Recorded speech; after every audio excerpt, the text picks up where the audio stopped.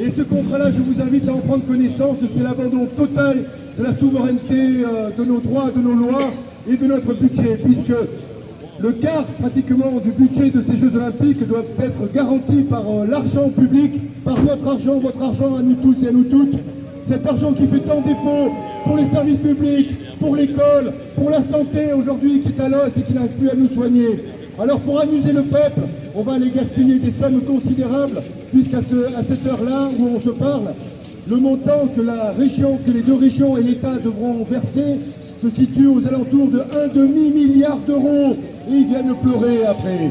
Et après la gestion calamiteuse de Bruno Le Maire, qui n'a fait que des trous dans les caisses, son successeur, Barnier, arrive en disant « Je vais devoir annoncer aux Français que la situation est bien plus grave qu'elle ne l'était, que je ne l'imaginais. » Le pauvre, il était à l'Europe, il n'était même pas au courant des comptes de la France.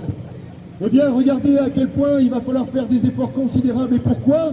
Pour saccager la nature, pour saccager des espaces rares, précieux, limités. On va faire du béton, on va faire de l'acier, on va faire des routes.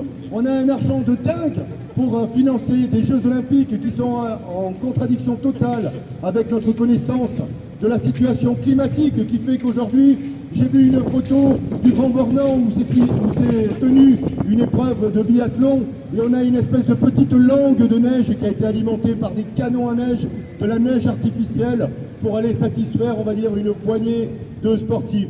Eh bien moi, je fais à cet instant un appel à toutes les sportives et les sportifs qui finalement souvent se prétendent dans les médias et avec leurs sponsors, des défenseurs de la nature, de leur dire à vous de refuser de faire ces épreuves dans les conditions dans lesquelles on vous les impose.